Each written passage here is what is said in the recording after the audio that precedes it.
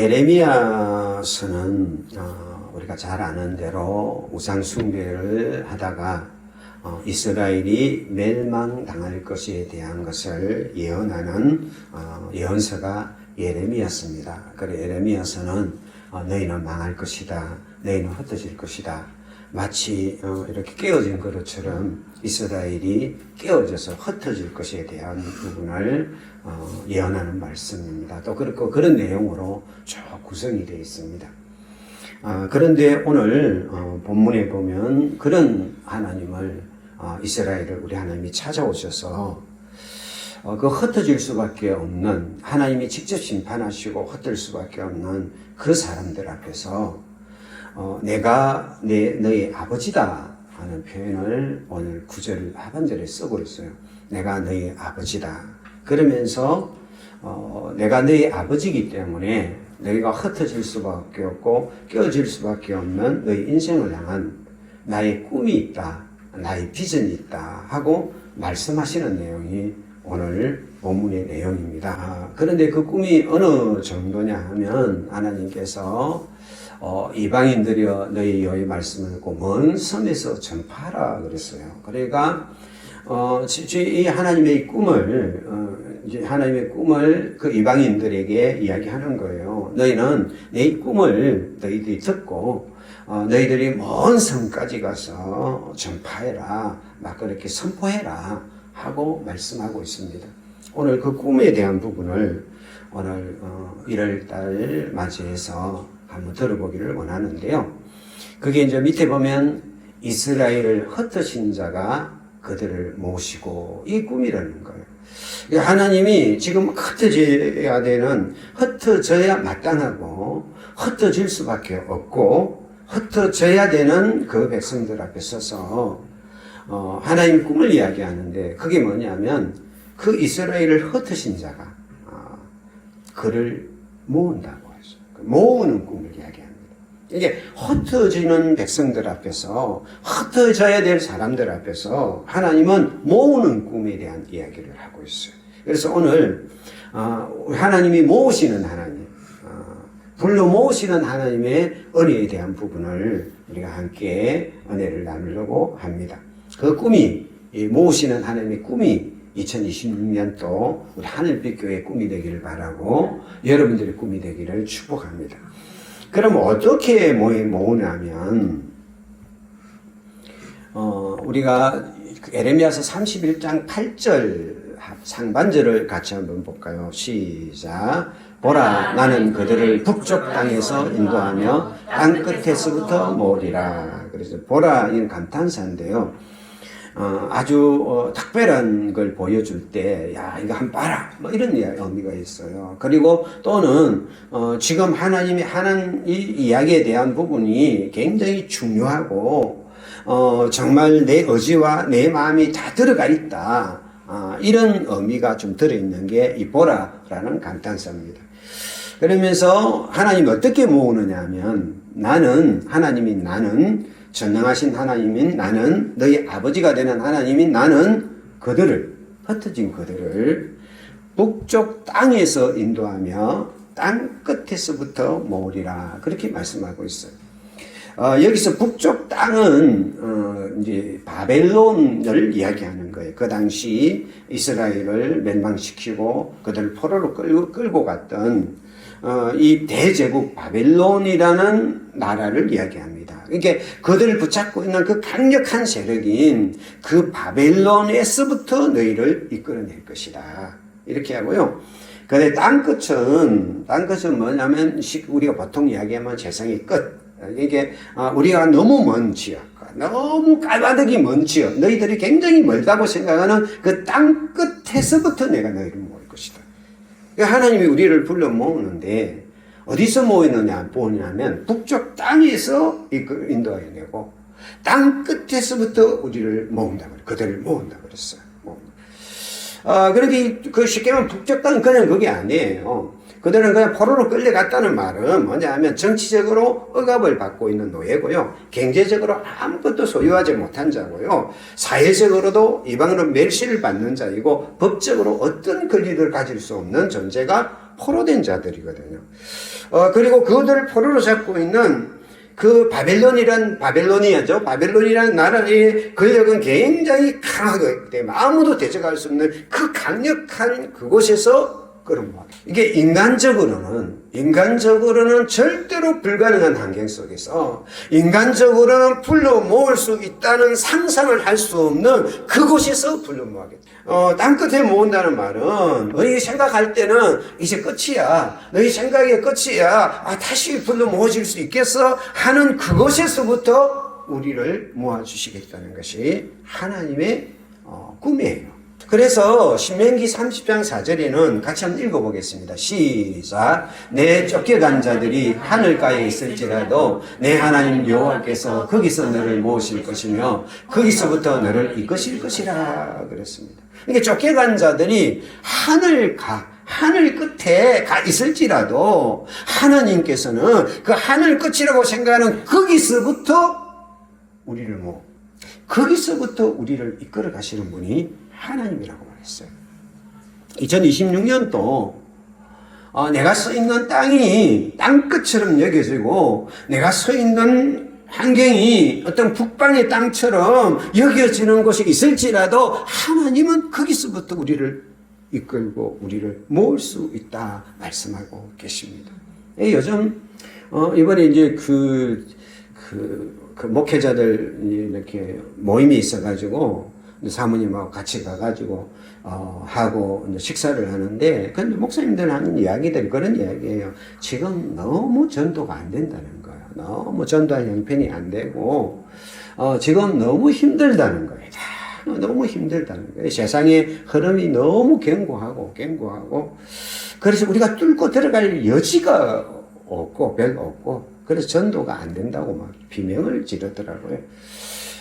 그러니까 이제 교회에 대한 이미지도 좀 실추돼가 되고, 또 세상에는 좋은 거, 즐길 것이 너무 많아가지고, 옛날에는 이 세상에서 좀 새로운 거, 좀 신선한 거, 좀 고급진 걸 보려면 교회로 가야 됐거든요, 옛날에는. 교회로 보면 그게 뭔가 있는데, 지금은 뭐 세상이 더 고급져 보이고, 더 화려해 보이고, 더 즐거워 보이고, 좀 신나 보이는 게 너무 많으니까, 천국보다 세상이 더 좋다고 말하니까, 그러니까 이게 막 사람들이 결핍이 없다 보니까, 이게 참 쉽지 않다고 이야기를 해요.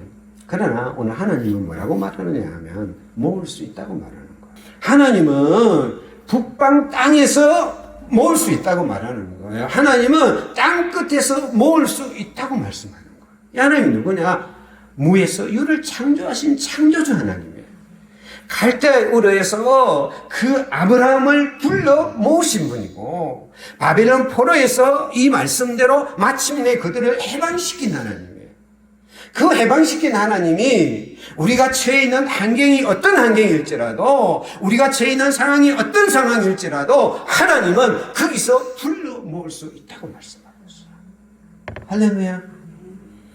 그래서 존 파이퍼라는 아주 유명한 설교자 신학자가 이런 이야기했습니다. 하나님에게는 지리적으로 너무 먼 곳도 정치적으로 너무 강한 권력도 영적으로 너무 깊은 어둠도 없다. 그분은 그 가운데서도 모으시는 하나님입니다.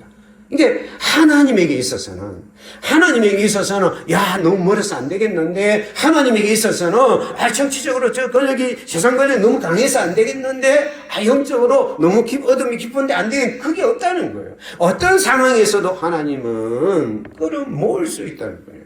그래서 시편 139편 11절 12절에는 이렇게 같이 읽어보기 시작. 내가 혹시 말하기를 흑암이 반드시 나를 덮고 나를 두른 빛은 밤이 되리라 할지라도 주에게서는 흑암이 숨기지 못하며 밤이 낮과 같이 비추이나니 주에게는 흑암과 빛이 같음이니라 그랬어요. 우리는 이야기할 수 있는 거예요. 흑암이 나를 덮을 것이다. 반드시 나를 덮을 것이다.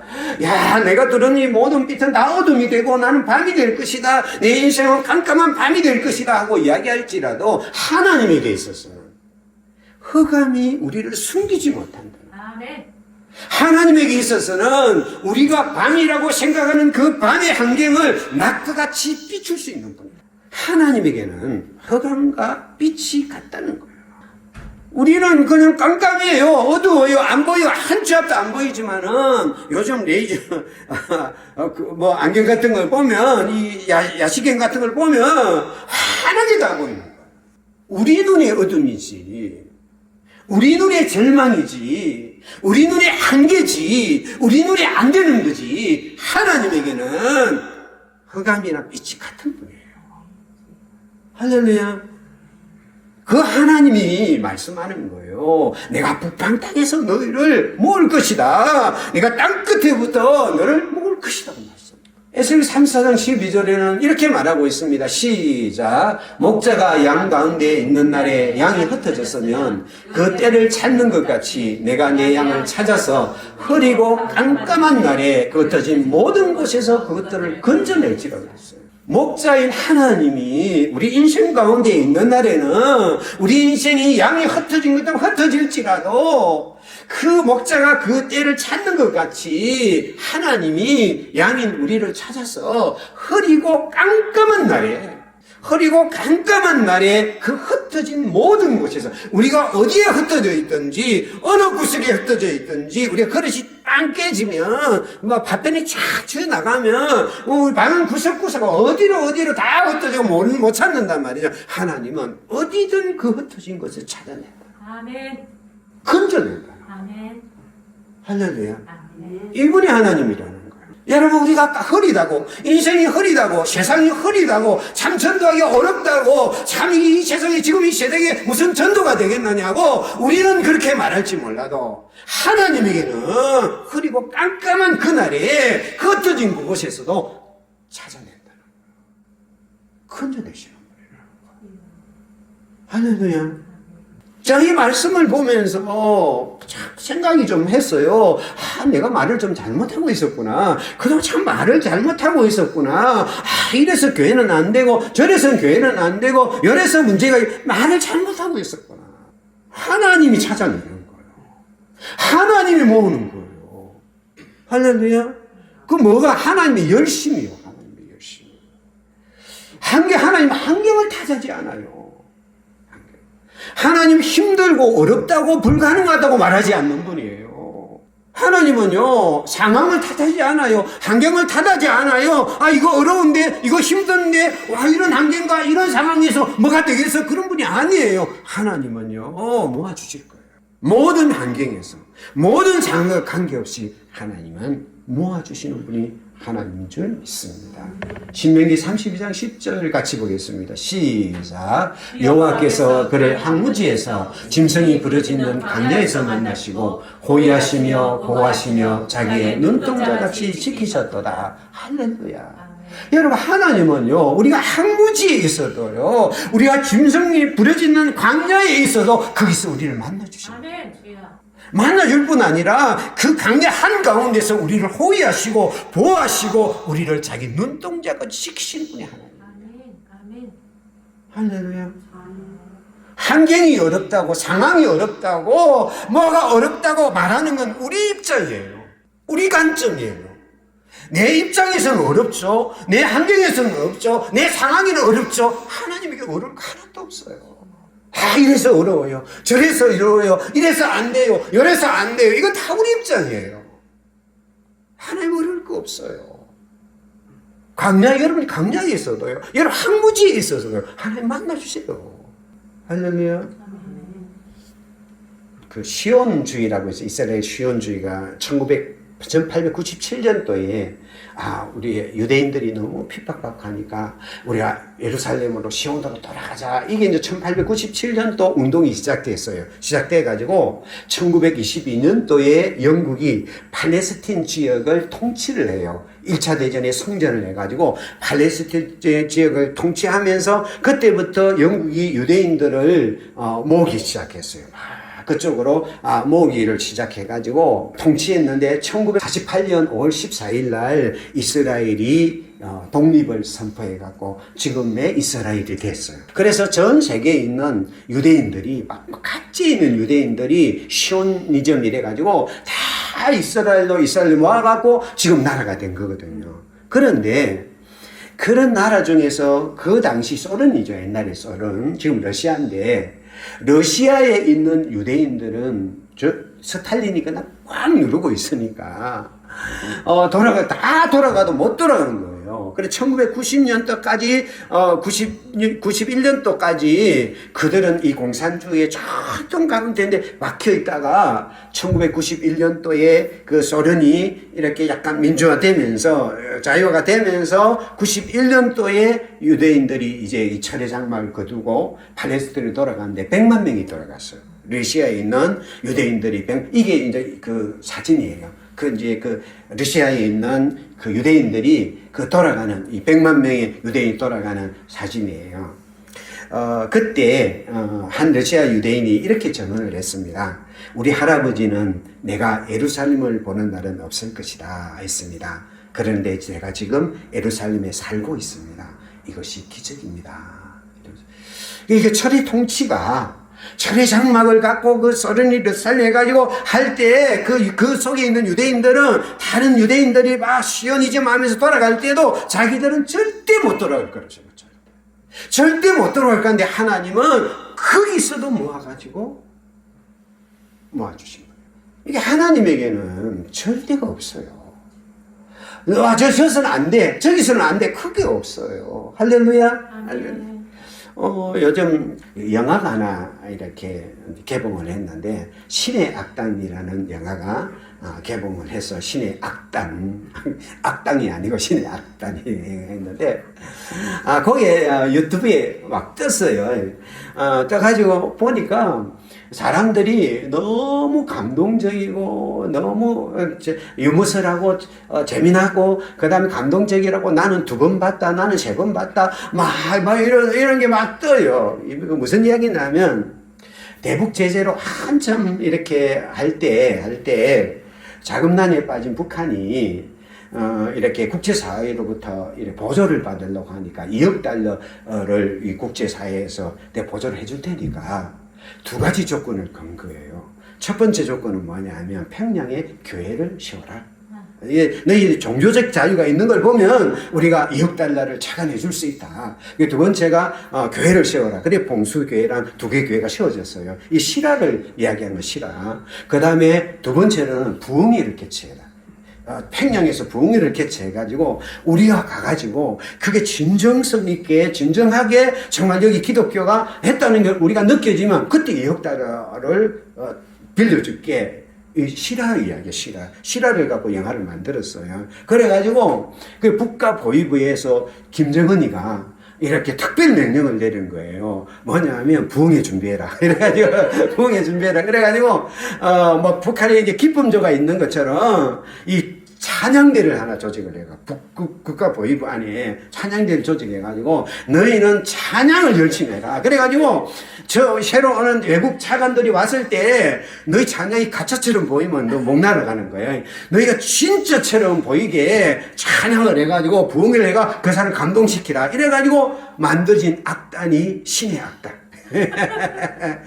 그 이야기예요, 그 이야기. 그 이야기를 영화로 만든 거예요. 그 실화예요, 실화.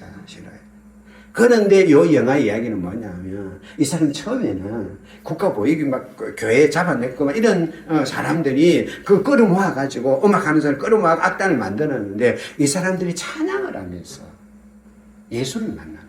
이 찬양을 하면서 이제 예수를 만나서 그 예수를 만나는 그 과정. 그래서 그 안에서 이제 그래가지고 거의 대부분 이제 탈북을 하고 이제 한 2배 정도가 이제 남게 되는데 이제 그게 소설이에요. 그 소설인데.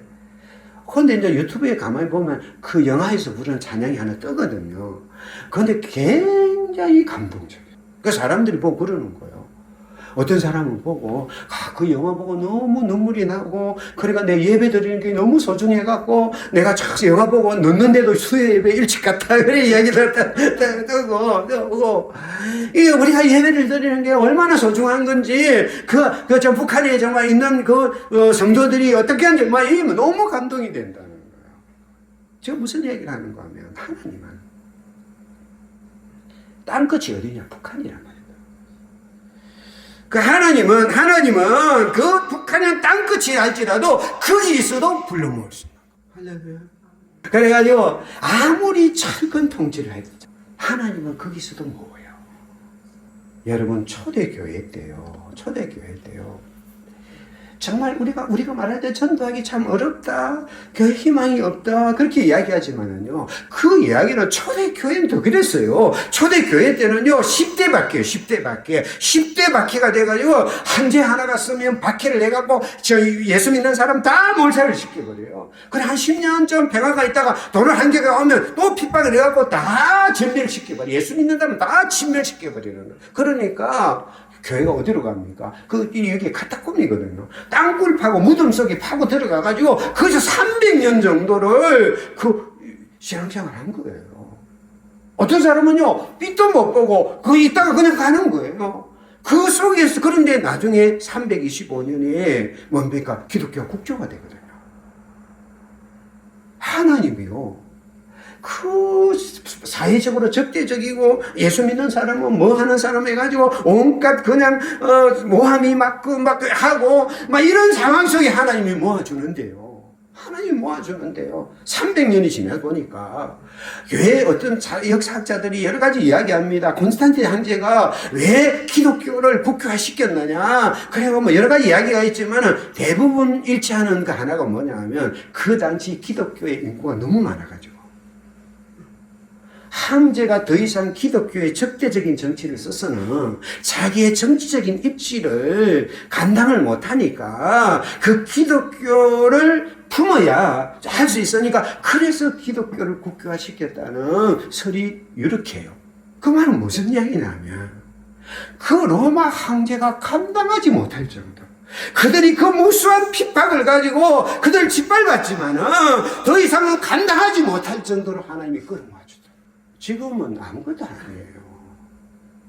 지금 대한민국은요, 여러분, 내 교회 간다고 누가 뭐 잡아가는 사람이 있습니까? 교회 간다고 뭐 비방하는 사람이 있습니까? 아니거든요. 그럼 없거든요. 그거 뭐가 어렵답니까? 뭐가 어렵습니까? 하나님은요, 모을 수 있는 거예요. 할렐루야. 우리가 환경을 탓하지 말았으면 안 된다고 말하지 맙시다. 할렐루야. 안 된다고 말하지 말고 환경이 그래서라고 말하지 말고 하나님은 어떤 환경에도 우리를 모아줄 수 있어요. 할렐루야. 세상의 문화와 환경이 아무리 척박해도 우리 하나님은 2026년도 모아줄 줄 믿습니다. 할렐루야. 우리 생각이 바뀌어야 돼. 할렐루야. 우리의 생각이 바뀌어야 돼요. 한국 교회 생각이 바뀌어야 돼요. 또 목사님은 그러더라고요. 불신자들이 너무 많다고요. 아닙니다. 그거는 전도할 대상이 너무 많다는 겁니다. 할렐루야. 하나님은 불러봐 주시다. 두 번째로 같이 한번 읽겠습니다. 시작. 그들 중에는 맹인과 다리 저린 사람과 잉태한 여인과 해산한 여인이 함께 있으며 큰 무리를 이루어 이곳으로 돌아오리라. 하나님이 돌아오게 하는데요. 그 무리 중에 어떤 사람들이 있느냐면 맹인이 있고요. 맹인이 있고 다리 저는 사람이 있고요. 잉태한 여인이 있고 해산한 여인이 있어요. 그래서 이게 무슨 말이냐면 이런 사람을 하나님께서 특별히 모은 대상 중에 집어넣었다는 거예요. 특별하게. 그 당시에 이렇게 바벨론에서 예루살렘까지 돌아오는데 약 1,400km예요. 1,400km. 이게 지금은 KTX 타면 KTX 한참 가겠죠. 그러나 그 당시에는 뭐냐, 걸어오니까 약 4개월 내지 5개월 정도 걸어와요. 그러면 오는 길에는 사막도 있고 강야도 있고 짐승의 위에가 여러 가지 위험이 있는데 그러면 누구를 선발에게 데려오겠습니까? 건강한 사람, 막 빨리 달릴 수 있는 사람 이래야 되는데 하나님께서 특별히 그들 중에 무리 중에 누구라는가? 맹인, 다리 저는 사람, 잉태한 여인, 해산한 여인을 함께 데려온다. 데려올 수 없는 사람. 그럼 데려오려고 하면 제일 먼저 배제해야 될 사람을 하나님께서 데려온다. 이 말은 무슨 이야기예요? 하나님이 모으실 때는 사람을 따지지 않는다. 사람. 저 사람은 예수 믿을 만한 사람. 저 사람은 참 마음이 열려 부드러워가지고 사람이 참 괜찮아가지고 예수 잘 믿을 사람. 저 사람은 예수 못 믿을 사람. 저 사람은 예수 믿기 정말 어려운 사람. 다시 돌아오기는 너무나 힘든 사람. 그걸 구별하지 않는다. 하나님은 불러 모을 수 없는 사람들을 불러준다. 할렐루야. 그래서 이사야서 42장 6절은 이렇게 이야기합니다. 16절 같이 읽겠습니다. 시작. 내가 맹인들을 그들이 알지 못하는 길로 이끌며 그들이 알지 못하는 지름길로 인도하며 암흑이 그 앞에서 강맹이 되게 하며 구번대를 곱게 할 것이다. 내가 이 일을 행하여 그들을 버리지 아니하리니. 맹인이라고 안 버린다는 거예요. 어떻게 한다고요? 알지 못하는 길로 이끌는다. 알지 못하는 지름길로 이끌어간다는 거예요. 그래서 그 암흑이 강맹이 되도록 만들고 구번기를 곱게 만들어서 하나님이 돌아올 수 있도록, 정말 돌아올 수 없는 그 사람을 돌아올 수 있도록, 돌아올 자격이 없어 보이는 그 사람을 돌아올 수 있도록 하나님께서 길을 만들고 빛을 만들고 지름길로 알지 못하는 길을 만들어서 반드시 버리지 않고 그들을 모은다는 거예요. 하나님이 지름길 낸다는 거예요. 하나님 알지 못한 길 낸다는 거예요. 하나님이 암흑이 빛이 되게 만든다는 거예요. 두꺼운 길을 곱게 만들어서라도 반드시 모은다는 거예요. 할렐루야. 이거 우리 생각으로는 안 되는 거예요. 우리 생각으로 저 사람은 안 되는 거예요. 저 사람은 전도 대상이 아닌 거예요. 다른 사람은 다 전도할 수 있어도 저 사람은 절대 전도가 안 되는 거예요. 여러분, 성경에 씨 뿌리는 비유가 나오거든요. 그 씨를 뿌리러 간 사람이 씨를 뿌리는데요. 여기는 옥토고, 저는 가시밭이고, 저는, 옛날에는 뭡니까? 이렇게 밭을 이렇게 묵어놔요. 묵어놓다 보면, 거기 사람들이 길을, 옛날 우리도 그랬어요. 묵어놔놓으면 사람들이 한쪽 길로 계속 다녀요. 그러다 보면, 막 농사 지을 때쯤 되면 길이 하나 나 있어요. 거기는 막 깽이도 안 들어가, 통통 튀어나오고, 그 길이 하나 만들어 있고, 어떤 데는 가시더리가 있고, 어떤 데는 돌이 막 쌓여 있어요. 근데 이제 봄이 왔어요. 그래서 씨 뿌리는 자가 뿌리러 나갔어요. 근데 씨 뿌리는 자가요, 옥토만 골라서 씨를 뿌리지 않아요. 여기 옥토니까, 여기 씨 뿌리자. 그러지 않아요. 길가에도 뿌리고요. 돌밭에도 뿌리고요. 가시떨기 가운데도 뿌리고요. 옥토에도 뿌려요. 이게 하나님의 사랑이에요. 전도할 만한 사람. 내가 씨를 뿌리면 30, 60배, 이 배를 열매를 맺는 그 땅 찾아갖고 씨를 뿌리는 게 아니라, 길가도 뿌리고, 할렐루야. 돌밭에도 뿌리고요. 가시밭에도 뿌리고요. 옥토에도 뿌려요. 하나님 어떻게 하시는 분이냐. 그래 뿌려놓고요. 길가를 옥토가 되도록 갈아엎어요. 뿌려놓고요. 그 돌밭이 옥토가 되도록 그 돌을 가려내요. 뿌려놓고요. 그 가시가 빠지 못하도록 가시를 뽑아요. 하나님은 그런 분이에요. 전도하기 쉬운 사람, 전도하기 어려운 사람은 우리 입장에서 그런 거고요. 하나님의 입장에서는 똑같아요. 솔직히 말하면 전도하기 제일 어려운 사람이 누굽니까? 사울이잖아요. 전도하기 진짜 어려운 사울이에요. 그 교회 핍박하고 다니는데 그 인간을 누가 전도할 수 있겠습니까? 그러니까 나중에 하나님이 사울을 만나잖아요. 그래가지고 아나니아 보고 이야기하니까 아나니아가 벌벌 떨면서 그 교회 핍박하는 사람인데요. 그 전도 기도하러 못 갑니다. 막 이렇게 이야기하잖아요. 그 사울이 나중에 예루살렘에 오니까 제자들이요 다 벌벌 떨면서 그 핍박하는 사람이 왔는데 무슨 흉계를 꾸미고 왔어 이러면서 그렇게 그 당시에 초대교회에서 사울이라는 사람은 전도 불가 대상이에요. 절대 전도될 수 없는 사람, 절대 전도할 수 없는 사람이에요. 그런데 하나님은 그 사울을요, 이방인을 위한 택한 그릇이다. 하루아침에 바꿔놔요. 저 사람은 교회에 대한 인식이 안 좋으니까. 아니야. 하나님 그런 거 없어요. 하나님은 사울을 바울되게 만든 분이라니까요. 하나님의 역사는 불가능을 가능케 하시는 역사예요. 모을 수 없는 사람을 모으는 역사예요. 저 예수 믿고 은혜를 많이 받아갖고 그 예수 믿기 전에 참 나한테 좀 나쁜 친구가 하나 있었는데 그 친구를 내가 전도해야 되겠다 싶어가지고 고향 교회로 가가지고 갔는데 거기 고향 교회가 바닷가에 아주 험한 교회인데 그쪽 교회에서 신앙생활을 했어요. 하니까 얼마 안 지나니까 나보고 주일학교 교사라고 시켜주더래요. 교회 나간 지 얼마 안 됐는데. 그래, 주일학교를 열심히 하고 있는데, 그 큰애가 한 5학년쯤 되고, 동생이 한 3학년 된 애 둘이가 교회 안 들어오고 바깥에서 우리 예배 드리고 있는데 돌멩이를 던지는 게 던져요. 그래가지고 내가 쫓아나갔어요. 예배 드리다 쫓아나가지고 도망을 치는데 그 바닷길에 내가 하자가 두 명을 잡았어요. 잡아갖고, 그런데 교회를 데려와가지고, 이제 이야기를 들어보니까, 자기 누나가 예수를 잘 믿었는데, 자기 아버지가, 내가, 초등학교 때까지는, 믿어라. 그런데, 했는데 나중까지 믿으니까, 그 딸을 배 타고 가가지고, 뭐, 칼을 들고, 네 아빠 손에 죽을래? 아니면, 교회 갈래? 이렇게 하니까, 아빠, 그러니까 교회 갈 거예요. 온 거예요. 그러니까, 아이고, 못 이기겠다. 이러고 와가지고, 그 당시 고등학교도 안 보내고, 그래, 야간 고등학교가 그 동생이 온 거예요.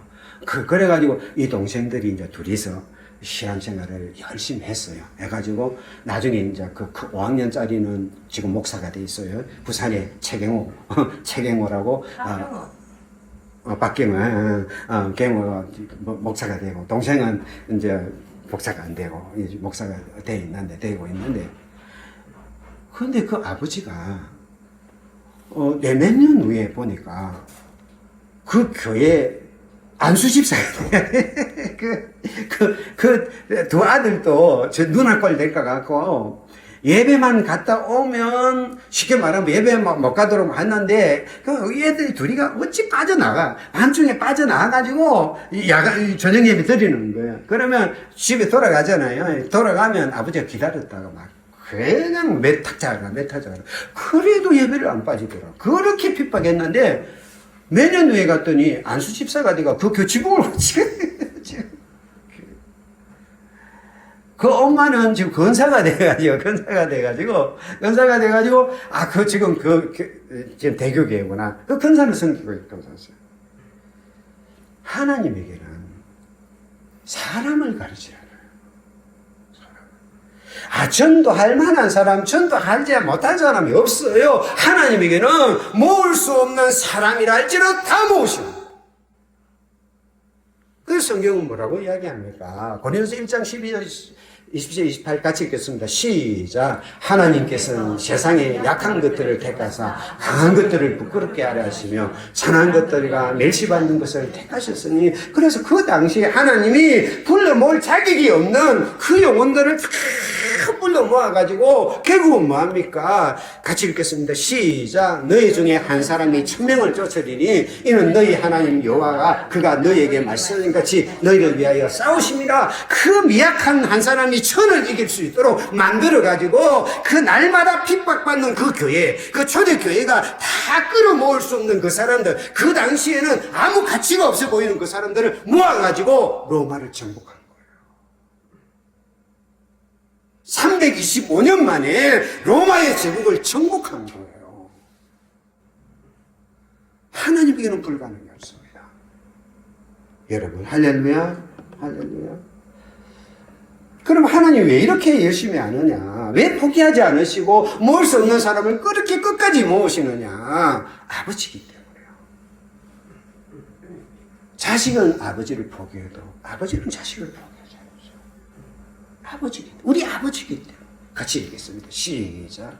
모세에게 이르시되 내가 긍휼히 여길 자를 긍휼히 여기고 불쌍히 여길 자를 불쌍히 여기라 하셨으니 그런즉 원하는 자로 말미암도 아니요 다른 접진하는 자로 말미암도 아니요 오직 긍휼히 여기시는 하나님으로 말미암이니라. 인간의 사람이 구원받는 것은요, 그 사람의 열심 때문이 아니에요. 그 사람의 열정 때문이 아니에요. 우리가 막 아니에요. 긍휼히 여기시는 하나님 때문이에요. 내가 불러 모을 수 없는 그 자를 내가 불러 모으리라, 내가 반드시 불러 모으리라는 끈을 여기시는 하나님 때문에. 제가 예수를 믿었다고 그랬잖아요. 오늘 이 본문을 가만히 생각하면서, 묵상하면서, 그때 저를 전도했던 사람이라든지, 제 주변에 있던 사람이 나를 어떻게 봤을까를 한번 생각해 보니까, 저 꼴통은 절대 예수 안 믿는다, 그렇게 생각해요. 저는, 교회 들어놨더니, 와가지고, 한 달 정도 다니다가, 나가가지고, 그는 교회 욕하고, 와가지고 따지고, 막 꼰짝꼰짝하고 하니까, 아마 생각할 때 저 인간은 절대 예수 안 믿는다. 그렇게 생각했을 것 같아요. 세상에, 나도 그렇게 생각했거든. 세상에 다 믿어도, 나는 그 예수 안 믿어. 막 이렇게 생각했거든요. 근데요, 하룻밤 사이. 하룻밤 사이. 하나님이 딱 만나주니까. 어제 저녁까지도 막 이러던 사람이, 그날, 하룻밤 사이에 하나님이 딱 만나주니까, 확 바뀌어갖고요. 예수 전하고 다녔으니까요. 하나님은 그런 분이에요. 저 사람 안 된다. 그렇게 말하지 말자고요. 하나님이 못 모실 사람이 없습니다. 불가능을 가능케 하시는 하나님. 전능하신 아버지 하나님이 2026년도 우리 하늘빛 교회에 모아주실 줄 믿습니다. 할렐루야. 그래서 우리가 전도를 포기했던 영혼들이 있습니까? 기도를 포기했던 영혼들이 있습니까? 낙심하며 외면했던 영혼들이 있습니까?